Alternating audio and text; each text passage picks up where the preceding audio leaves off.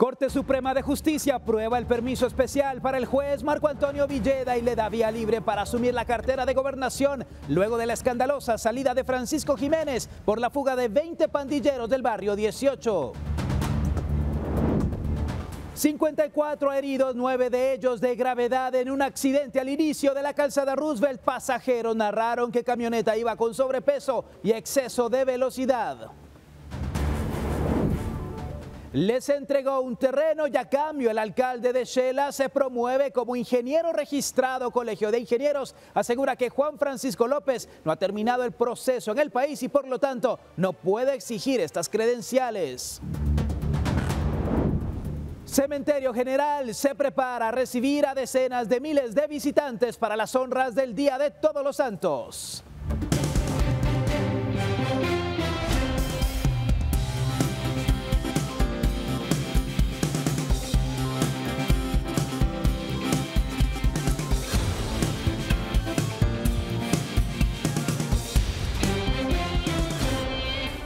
En este miércoles me da mucho gusto poder saludarles, soy Alexis Ponce, bienvenidos a la emisión estelar de Noticiero Guatevisión. Y el Juzgado Noveno Pluripersonal ha ligado a proceso a Luis Felipe Aldana Cermeño. Es el jefe del Departamento de Presupuesto del Ministerio de Salud por su presunta participación en irregularidades detectadas en el convenio millonario entre esa cartera y la Oficina de las Naciones Unidas de Servicios para Proyectos, conocido como Caso UNOPS, corrupción presidencial.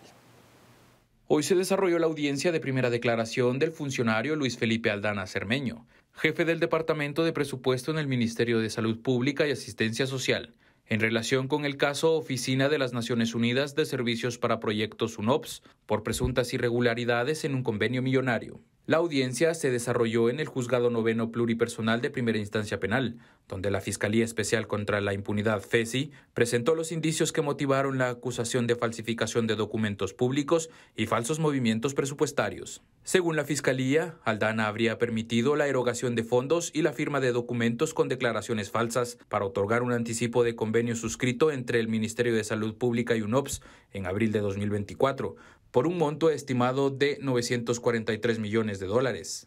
El juez ha analizado los medios de investigación que ha proporcionado la Fiscalía y ha emitido auto de procesamiento por el delito de falsedad ideológica en contra del jefe del Departamento de Presupuesto del Ministerio de Salud, toda vez que quedó establecido, derivado de un requerimiento que hace la Contraloría General de Cuentas, donde se logra establecer que él incorporó hechos y actos totalmente falsos en un documento público. Entonces, básicamente, esa es la conclusión a la que ha llegado el juez. Obviamente le ha dado valor a los medios de investigación que ha sustentado la Fiscalía. También se reveló que existirían escuchas telefónicas y auditorías de la Contraloría General de Cuentas que detectaron anomalías como la entrega de medicamentos de calidad cuestionable y pagos sin documentación de soporte. El juez encargado decidió ligar a proceso al funcionario por el delito de falsedad ideológica, pero otorgó medidas sustitutivas: arresto domiciliario, prohibición de ingresar al Ministerio de Salud, uso de dispositivo de monitoreo, firmar mensualmente en la sede del Ministerio Público y una caución de 5,000 quetzales. La audiencia intermedia quedó programada para marzo de 2026 y la Fiscalía tiene un plazo de 4 meses para concluir la investigación. Este caso se inserta dentro de la investigación más amplia del convenio UNOPS, que ha generado gran relevancia en la opinión pública por las cuantiosas sumas involucradas y la supuesta participación de funcionarios de alto nivel. Con imágenes de Moisés Sheck, para Noticiero Guatevisión reportó Oscar Vázquez. En las últimas semanas se ha producido un reacomodo en la rueda del barrio 18 tras el traslado a finales de julio de Aldo Dupié Ochoa Mejía, alias El Lobo, a la cárcel Renovación 1. ¿Quién está ahora a cargo de esta prisión? Se lo contamos en la siguiente nota. La fuga de 20 reos del barrio 18, entre ellos cabecillas de por lo menos 8 clicas, según el director de la Policía Nacional Civil, el 13 de octubre ha generado cambios de mando en la toma de decisiones de las 33 clicas que operan en el país. De acuerdo con las investigaciones, Aldo Dupié Ochoa Mejía, El Lobo, era quien lideraba la estructura conocida como la Rueda del Barrio 18. Una especie de consejo que tomaba decisiones sobre las acciones criminales que realiza la pandilla a nivel nacional. Sin embargo, todo cambió desde finales de julio, cuando El Lobo fue trasladado a la cárcel Renovación 1 en Escuintla. En la actualidad es Ángel Haroldo Cumejanos, alias El Inquieto, el cabecilla de la clica Solo Raperos, quien asumió el control de la rueda del barrio 18, la cual está integrada por 24 cabecillas, de los cuales 6 están prófugos y 5 más están recluidos en la cárcel Renovación 1. La dirección del sistema penitenciario confirmó que los pandilleros de la rueda del barrio 18, recluidos en la cárcel Renovación 1 son Aldo Dupié Ochoa Mejía, el Lobo, Wilder Rodríguez Aguilar, el Pato, Mayro de León Hernández, Viejo Zacapa, Jarvin Leonel Itzoy Cruz el Crasi y Manuel de Jesús Rivas Granados, el Dreamer. Una fuente detalló que la toma de decisiones de la pandilla del barrio 18 estaba a cargo de una estructura que era liderada por Aldo Dupié Ochoa Mejía, el Lobo. Él le preguntaba a Edwin René Ramírez, el Krusty, a Edwin Welder Rodríguez, el Pato, y a Fernando Muñoz Sinar, el Happy, antes de ejecutar la extorsión, sicariato o realizar encargos de actores políticos. Actualmente la Policía Nacional Civil trabaja para recapturar a los reos fugados de Fraijanes 2, con la intención de evitar que el control de la rueda del barrio 18 se fortalezca debido a que 14 cabecillas han logrado evadir las acciones de las fuerzas de seguridad. En la sesión plenaria celebrada este miércoles, los magistrados de la Corte Suprema de Justicia aprobaron la solicitud de excedencia presentada por el juez Marco Antonio Villeda con 10 votos a favor y 3 en contra. Con esta decisión, el funcionario queda autorizado para asumir el cargo de ministro de Gobernación. Los magistrados de la Corte Suprema de Justicia se reunieron este miércoles en sesión plenaria ordinaria, que inició alrededor de las 11 de la mañana y se extendió por varias horas. Uno de los principales puntos en agenda fue la solicitud de excedencia presentada por el juez Marco Antonio Villeda, actual vocal del Tribunal Octavo de Sentencia Penal. Tras la discusión, en el Pleno de Magistrados aprobó la petición con 10 votos a favor y 3 en contra. Entre quienes votaron en contra se encuentran los magistrados Claudia Paredes, René Girón y Gustavo Morales Duarte, quienes expusieron dudas sobre los motivos y el momento de la solicitud.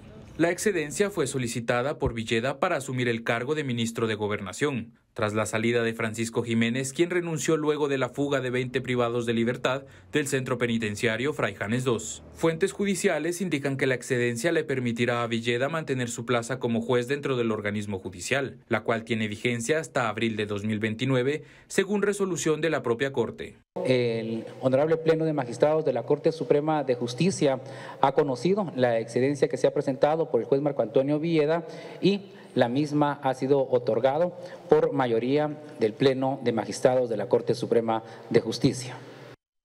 Marco Antonio Villeda es reconocido por su participación en casos de alto impacto, entre ellos procesos relacionados con corrupción y lavado de dinero. A lo largo de su carrera, ha desempeñado funciones en diferentes juzgados y tribunales, y también ha sido capacitador en temas de justicia penal. Con esta decisión, el organismo ejecutivo ya tiene luz verde para formalizar su nombramiento y proceder a la juramentación en el cargo que se espera ocurra en las próximas horas. Con imágenes de Moisés Sheck para Noticiero Guatevisión reportó Oscar Vázquez. Y al menos 54 personas resultaron heridas luego de que un bus urbano volcara en el puente Tinco, zona 7 de Misco. El incidente ocurrió en la madrugada y el bus quedó con severos daños, pero aún se desconoce qué originó el accidente. Cuando iba a acabar subiendo el puente, como el plano vio libre, como que se le descompuso la llanta y él fue donde se descontroló. En menos de 5 segundos, el bus de la línea Express Misco cayó desde el puente Tinco en la zona 7 de Misco, esto sobre el kilómetro 15.5 de la ruta interamericana. 54 personas iban a bordo de la unidad cuando por causas que se desconocen perdió el control. Bomberos municipales y voluntarios trasladaron a los heridos. Iba súper lleno, iban las 3 filas paradas en el bus. Yo por mi bebé no me quise meter entre la gente porque dije yo me voy a sofocar y me quedé en la entrada. Mayra Zúñiga, una mujer embarazada de 8 meses, quedó atrapada bajo varias personas y narró los momentos de pánico que vivió. Estaba un montón de gente encima mío y ahí como pude me levanté y por una de las ventanas que estaba quebrada logré salir y acá gateando. El alcalde de Misco, Neto Abraham, publicó en redes sociales que el vehículo iba a velocidad normal y de repente pierde el control. Agregó que al piloto se le practicó una prueba de alcoholemia que resultó negativa. También informó que se realizan inspecciones mecánicas para determinar la causa del volcado, mientras otra pasajera narró que la unidad venía muy rápida, lo que llevó a que pudiese perder el control. No traía luces el bus, todo oscuro venía y venía sobrecargado. Y el hombre en la bajada de ahí para subir al puente venía muy rápido, agarró esa viada demasiado rápido. De seguro se descontroló el bus y dimos vuelta, ¿verdad? 20 de los heridos fueron llevados al hospital Roosevelt, 3 siguen bajo observación y 16 fueron dados de alta. Los otros 34 heridos fueron atendidos en el ICS del Ceibal, 6 continúan internados, el resto ha recibido alta. El piloto del bus también fue trasladado a un centro asistencial donde se encuentra bajo custodia policial. Con imágenes de Byron Baiza, reportó Andrea Domínguez. Y el conductor que mató a otro piloto tras una discusión en Suchitepeques fue beneficiado con arresto domiciliario y será procesado por homicidio en estado de emoción violenta. El hecho, recordará, tuvo lugar el pasado 14 de octubre en el municipio de San Antonio, Suchitepeques. El martes 21 de octubre, William René Lima rindió su primera declaración y fue ligado a proceso penal por el delito de homicidio en estado de emoción violenta. Fue beneficiado con arresto domiciliario y se prevé que el juicio inicie en mayo del año 2026. Lo acreditamos a través de un informe de un psicólogo clínico en cuanto a ese estado natural que tenemos todos que conducimos, ¿verdad? Y existe esa alteración ante la agresión inminente que iba a ser objeto en aquella oportunidad. Nunca fue la intención de mi patrocinado causarle la muerte, ¿verdad? Él indica en su declaración que disparó para abajo, para el piso. Lamentablemente pues impactó en la humanidad de esta persona. La defensa de Lima enfatizó que no pidieron la legítima defensa ya que no se cumplían con los requisitos legales. Resaltó que el informe del psicólogo clínico fue esencial para lograr medidas sustitutivas. Dentro de las medidas sustitutivas que se le otorgaron el día de hoy, pues está precisamente la obligación de firmar el libro en el lugar donde reside, la obligación de no acercarse precisamente a las víctimas, ¿verdad? O posibles testigos, y la prohibición también de salir del país, con el efecto de que se va a oficiar en estos momentos a la comisaría 33 de esta ciudad, a efecto de que le retiren precisamente la custodia en el hospital donde él está de alguna manera resguardando en cuanto a su salud. El Ministerio Público fue emplazado por 6 meses para realizar la investigación y presentar la acusación formal contra Lima. Para Noticiero Guatevisión, Marvin Tunches. El Colegio de Ingenieros de Guatemala ha informado que otorgó un colegiado temporal al alcalde de Quetzaltenango. Esto ocurrió luego de que el jefe edil cediera un terreno para la construcción de una sede de la entidad y solicitara mediante un acuerdo municipal que toda documentación dirigida a él se refiera como ingeniero. Hasta el momento la comuna no se ha pronunciado sobre el caso. El 23 de septiembre, durante una cena, el Colegio de Ingenieros de Guatemala entregó un reconocimiento al alcalde de Quetzaltenango, Juan López, por su apoyo al gremio. Según se informó, el alcalde habría cedido un terreno sin que se especificara su ubicación para la construcción de una subsede de esta entidad en el municipio. Posteriormente, el 18 de octubre, el Acuerdo Municipal 1109-2025 indicó que toda documentación que sea ingresada y las que se dirijan a la Alcaldía Municipal a partir de la presente fecha deberán ser enviadas a nombre del ingeniero civil Juan López, alcalde municipal, quien ya fue acreditado por el Colegio de Ingenieros de Guatemala con colegiado activo, según se lee en el documento que se filtró a las redes sociales. Tras la viralización del caso, el Colegio de Ingenieros publicó un comunicado el 21 de octubre en el que desmintió el caso. El pronunciamiento indicó que el señor Juan López no ha obtenido la calidad del colegiado activo por la razón mencionada y recordó que la colegiación activa se rige por los requisitos establecidos en la Ley de Colegiación Profesional Obligatoria y los estatutos internos del colegio, los cuales no contemplan la cesión de bienes como criterio de admisión o activación. El colegio también informó que el trámite de colegiación del alcalde inició en agosto, ya que López presentó la documentación que lo acredita como ingeniero civil, título obtenido en una universidad de México. Agregó que el Colegio de Ingenieros de Guatemala verificó dicha papelería conforme a sus procedimientos, constatando que cumplía con los requisitos establecidos para optar por la colegiación temporal. Además, la entidad señaló que existen otros expedientes de personas en situaciones similares a las del jefe edil de Quetzaltenango. Hasta el momento, la comuna no ha emitido ninguna postura respecto al caso, a pesar de las consultas realizadas. Tampoco el Colegio de Ingenieros ha respondido a las solicitudes para ampliar información sobre el terreno que habría cedido la municipalidad de Quetzaltenango, reportó Lucero Zapalú. Y en el Congreso, la Comisión de Asuntos Electorales se reunió con el fiscal digital para analizar una propuesta que busca garantizar más transparencia en las elecciones. El tema central fue el manejo de las actas electorales, que según los expertos aún presentan limitaciones en su control y publicación. Y quiero agradecerles de verdad su interés por participar en La Comisión de Asuntos Electorales del Congreso se reunió con el representante de Fiscal Digital para discutir una propuesta que busca mejorar la transparencia en las elecciones, particularmente en el manejo y registro de las actas electorales. Durante el encuentro expusieron los resultados de una auditoría ciudadana que revisó más de 2 millones de datos electorales de los procesos 2015, 2019 y 2023. Según sus hallazgos, aún existen fallas en el sistema de registro de actas que afectan la confianza en los resultados. Los datos indican que, aunque han habido avances, persisten errores causados principalmente por el uso del papel pasante, que distorsiona la información al momento de reproducir las actas. El único esfuerzo en Guatemala que ha verificado todos los votos que se pueden verificar. Y digo eso porque yo solicité también las actas del 2011, 2007 y hasta 1989. Sin embargo, todas esas han desaparecido. Ya la memoria colectiva histórica de Guatemala solo llega al 2015. No es posible ponerse a revisar las actas previo al 2015. También se señaló que de los más de 1.3 millones de documentos generados en una elección, solo se publican en Internet cerca de 140,000, es decir, menos del 11% del total, lo que limita el acceso a la información y abre espacio a la desconfianza ciudadana. Entre las propuestas presentadas destacan la creación de una aplicación móvil que permita a los fiscales de mesa tomar y subir fotografías de todas las actas originales desde el momento en el que se llenan, de forma segura y centralizada. Con imágenes de María René Barrientos, reportó para Noticiero Guatevisión, Paula Carranza. Los comerciantes en los alrededores del Cementerio General de la Zona 3 capitalina se preparan para recibir a miles de guatemaltecos este 1 de noviembre.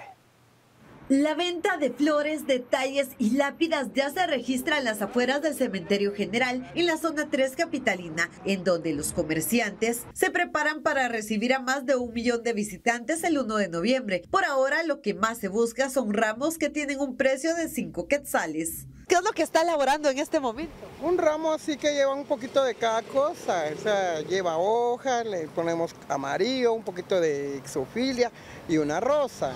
Esto ahorita está costando 5 quetzales. Y así en cuestión de 2 minutos, Félix elabora los ramos más vendidos por ser económicos y tener flores variadas. Sin embargo, no se descarta que a partir de la próxima semana, estos ramos tengan un precio más elevado. A pocos metros, quienes se dedican a elaborar lápidas se preparan, ya que consideran que la próxima semana será más fuerte. En este momento estamos en temporada alta. Sí, estamos en temporada alta. Ahorita estamos en precios bajos, en mármol blanco y mármol verde. Pueden ser realzadas a láser y a veces se pueden hasta elaborar en 2 horas.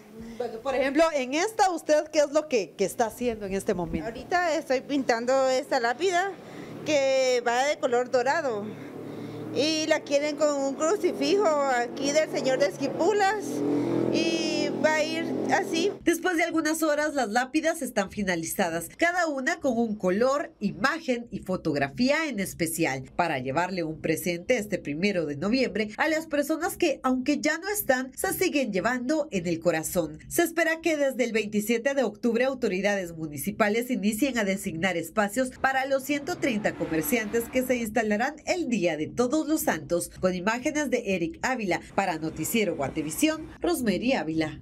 Y por la sustracción de insumos y medicamentos valorados en millones de quetzales, el Tribunal de Sentencia Penal de Amatitlán ha dictado una sentencia condenatoria contra un extrabajador del Hospital Nacional de esa localidad, quien fue hallado culpable del delito de peculado por sustracción. Se trata de Adel A., quien desempeñaba el cargo de encargado de las bodegas de material médico, quirúrgico, laboratorio clínico y banco de sangre del Hospital Nacional de Amatitlán. Según la investigación de la Fiscalía contra la Corrupción, el ahora condenado permitió el manejo irregular y la sustracción de bienes públicos, lo que provocó pérdidas millonarias para el Estado. El tribunal impuso una pena de 8 años y 4 meses de prisión inconmutables, así como el pago de una multa de 16.660 quetzales. De acuerdo con las pruebas presentadas, una auditoría de la Contraloría General de Cuentas reveló un faltante de 3.302.912 quetzales entre insumos, medicamentos y productos vencidos. El informe detalla que también se encontraron sobrantes sin justificación y productos caducados que no fueron registrados de manera adecuada. Con estas evidencias, el tribunal consideró probada la responsabilidad penal de Adel, quien deberá cumplir su condena en prisión sin beneficio de conmutación. La Fiscalía destacó que este caso representa un nuevo avance en el combate contra la corrupción dentro de las instituciones del sector de salud, donde se han detectado irregularidades en el manejo de recursos destinados a la atención médica de la población. Para Noticiero Guatevisión reportó Oscar Vázquez. Y en el caso de los estilistas detenidos en un comercial de Zona 1, el Tribunal Noveno de Sentencia Penal absolvió a 3 personas acusadas de secuestro, violación y robo. La decisión se basó en las inconsistencias de los testimonios, lo que impidió demostrar los delitos más allá de toda duda razonable. Los hechos se remontan a julio de 2022, cuando una víctima denunció haber sido retenida y agredida sexualmente dentro de un salón de belleza ubicado en el centro comercial Capitol en la zona 1 de la ciudad de Guatemala. Según la acusación, el Ministerio Público, los estilistas habrían aplicado productos cosméticos y luego exigido pagos excesivos. Al negarse a pagarlos, la víctima supuestamente fue retenida contra su voluntad, obligada a retirar dinero en un cajero automático y posteriormente agredida sexualmente. Los acusados fueron identificados como Julio César Aguirre Ramírez, Kelvin Leonel Morales Paz y Edwin López Rodríguez. Durante el debate, la Fiscalía contra la Trata de Personas pidió condenas de entre 28 y 36 años de prisión por los delitos de plagio o secuestro, violación y robo, argumentando que existían elementos de prueba suficientes. Sin embargo, durante la lectura de la sentencia, el Tribunal Noveno de Sentencia Penal concluyó que habían contradicciones en la declaración de la víctima, especialmente respecto al lugar de los hechos y la forma en la que ocurrió la retención. Además, el tribunal observó inconsistencias entre el testimonio y otros elementos del expediente, como registros de ubicación y el tipo de contacto previo con los acusados, que según la investigación, habrían iniciado a través de redes sociales. Por estas razones, el tribunal determinó que no se podía acreditar más allá de toda duda razonable la responsabilidad penal de los 3 acusados, por lo que fueron absueltos de todos los cargos. La resolución ha generado críticas en redes sociales en defensa de víctimas, quienes advierten que este tipo de casos evidencian las debilidades del sistema judicial al momento de garantizar justicia. Señalan que la falta de acompañamiento psicológico, la deficiente recolección de pruebas y el miedo a denunciar continúan siendo barreras para acceder a la verdad judicial. Con imágenes de Moisés Sheck para Impacto Directo reportó Oscar Vázquez. Y vamos ahora al Congreso de la República porque se aprobó una reforma a la Ley de Alimentación Escolar que busca facilitar la compra de alimentos para las escuelas públicas. Con esta modificación, las organizaciones de padres de familia ya no tendrán las restricciones ni los trámites que les impedían adquirir productos procesados. El Congreso de la República aprobó una reforma que modifica varias leyes relacionadas con el programa de alimentación escolar con el objetivo de facilitar las compras de comida para las escuelas públicas. ¿Qué pasaba antes? Desde el 2024, las organizaciones de padres de familia, quienes organizan los fondos para las refacciones, tenían ciertas restricciones por la retención de IVA. Pero ¿cómo funciona el presupuesto? Bueno, el monto asignado por cada estudiante queda igual. Cada alumno tiene 6 quetzales para sus refacciones, sin importar el nivel educativo. Esto significa que en el promedio cada alumno cuenta con 120 quetzales al mes para su alimentación. Ese dinero no se entrega directamente a los estudiantes, sino a las organizaciones de padres de familia, que son las encargadas de administrar los fondos, comprar los insumos y preparar los menús.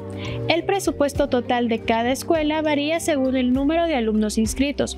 Por ejemplo, una escuela con 200 estudiantes recibe un monto mayor que una con 50. Al respecto, esto fue lo que dijo la Dirección de Comunicación del Ministerio de Educación. Con el cambio que se había hecho, el Mineduc tenía que retener el IVA. Lo que ayer se hizo en el Congreso fue nuevamente derogar eso y regresamos a la modalidad o como estábamos anteriormente, que ya el Ministerio no hace ninguna retención. O sea, al final el Congreso lo que hizo fue quitar una medida que se había implementado. ¿Qué cambia con esta reforma? Ahora las escuelas tendrán todo su presupuesto sin restricciones. ¿Por qué esto es importante? Estos cambios garantizan que los niños tengan menús más completos y nutritivos, ya que ahora las escuelas tienen mayor flexibilidad para planificar las refacciones y usar eficientemente los fondos.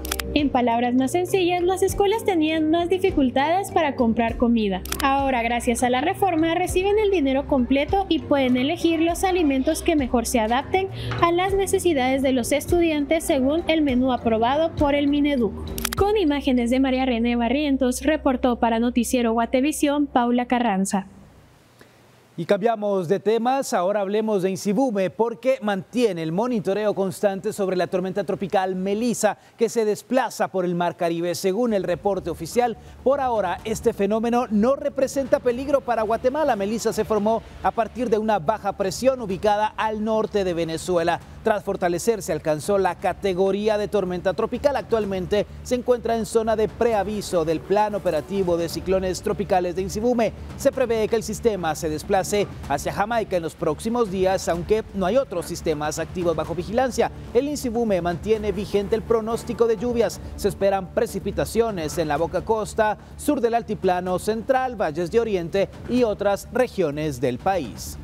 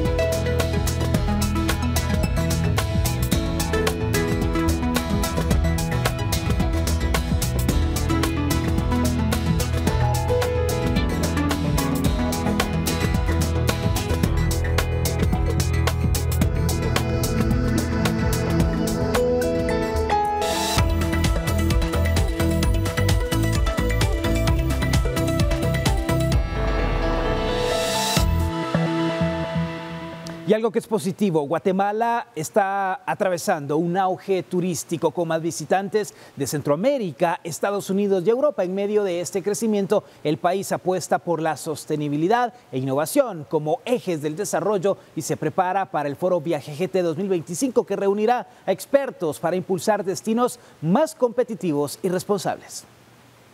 El turismo internacional sigue siendo uno de los motores más dinámicos de la economía guatemalteca. Según datos de la CIECA y del INWAT, Centroamérica, Estados Unidos y Europa lideran el aumento de visitantes hacia Guatemala, impulsando las exportaciones de servicios que alcanzaron más de $2.200 millones en el segundo trimestre del 2024. En medio de este crecimiento, el turismo sostenible se consolida como una apuesta estratégica para el desarrollo económico, social y ambiental del país. De acuerdo con el Banco de Guatemala, entre enero y agosto de este año, las exportaciones totales crecieron un 7.9%, reforzando el papel del turismo como un sector exportador de experiencias auténticas y responsables. En ese contexto, Guatemala se prepara para Viaje GT 2025, un foro que reunirá a expertos nacionales e internacionales para debatir cómo transformar estrategias en acciones que impulsen destinos sostenibles y competitivos hacia el 2036.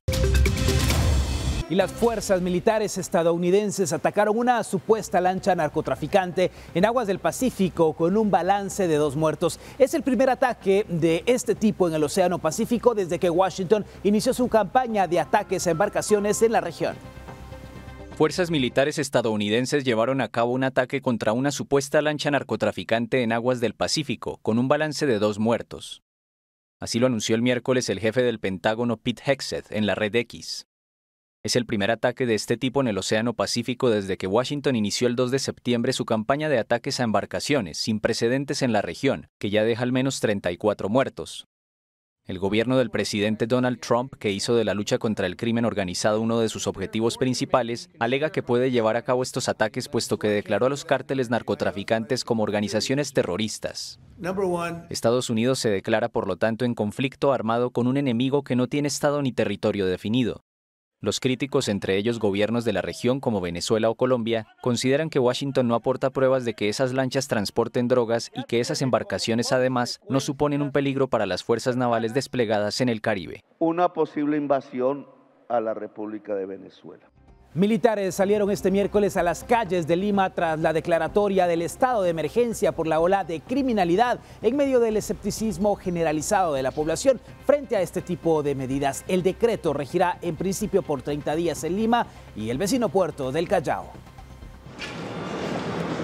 Los militares salieron el miércoles a las calles de Lima tras la declaratoria de estado de emergencia por la ola de criminalidad en Perú. Lo hacen en medio del escepticismo generalizado de la población frente a este tipo de medidas. Se va a controlar, pero igual va a seguir. Va a seguir todo esto, las amenazas, todo. Va a seguir matanzas igual. El gobierno interino del derechista José Gerí declaró la medida el martes en la noche, que le permite restringir derechos como las reuniones o la movilidad en motos y contempla la militarización de las calles limeñas. Se acabó. El decreto, que cobija cerca de 10 millones de personas, regirá en principio por 30 días en Lima y el vecino puerto del Callao. Acá lo que tiene que invocar el Estado es otra estrategia, inteligencia, de otra manera, pero este estado de emergencia no funciona. Todos ya han pasado por ese caso, pero ninguno ha funcionado. Más bien perjudica a los negociantes, otras actividades. Entre marzo y julio rigió el estado de emergencia en la capital y el puerto del Callao, pero no logró revertir la curva de inseguridad. Las denuncias de extorsión en Perú pasaron de 2.396 en 2023 a más de 17.000 en 2024. La capital Lima encabezó el registro, según cifras oficiales. La severa crisis de inseguridad por el crimen organizado ha desencadenado múltiples protestas por parte de los peruanos. Las movilizaciones han sido lideradas por la Generación Z, un colectivo de jóvenes entre 18 y 30 años, en repudio al Congreso y al gobierno de derecha recién instalado de Gerí, que reemplazó a la destituida Dina Boluarte. La mandataria fue removida tras un juicio político expreso el 10 de octubre por la crisis de inseguridad. La violencia ha gestado un descontento entre la población que culminó con protestas masivas el 15 de octubre, con un muerto y un centenar de heridos. 6 personas fallecidas y apagones han dejado los últimos bombardeos rusos en Ucrania, un día después de conocerse el aplazamiento de la cumbre entre Donald Trump y Vladimir Putin. Trump afirmó ayer que no quería tener una reunión desperdiciada con su homólogo ruso, con quien había pactado un encuentro en Budapest para negociar un cese del conflicto en Ucrania, mientras que Rusia ha dicho este día que los preparativos para una cumbre continúan. Trump ha pedido repetidamente a Moscú y Kiev que detengan la guerra en sus actuales líneas de combate, pero sus esfuerzos no han logrado hasta ahora detener la contienda iniciada con la invasión rusa de Ucrania en febrero del 2022.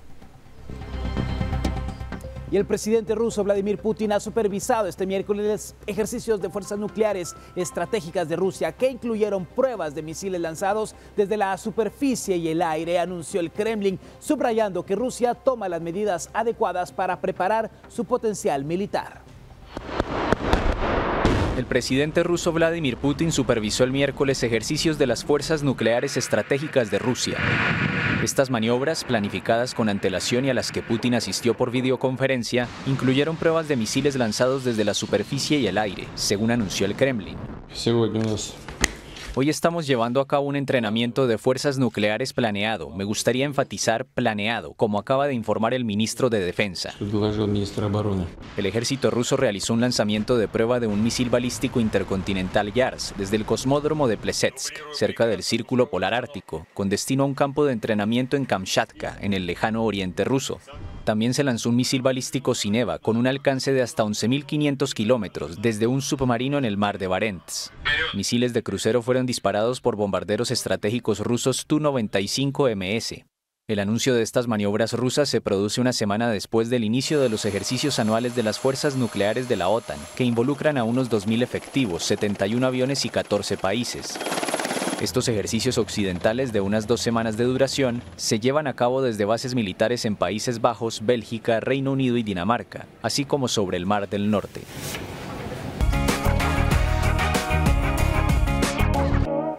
Y uno de verdad no se da cuenta de todo lo que se guarda en un parque de Londres. Ahí decenas de jóvenes se reunieron para gritar juntos y liberar tensión, un fenómeno que se ha vuelto viral en TikTok. En un parque de Londres, decenas de jóvenes se reunieron para gritar juntos y liberar tensión, un fenómeno que se ha vuelto viral en TikTok.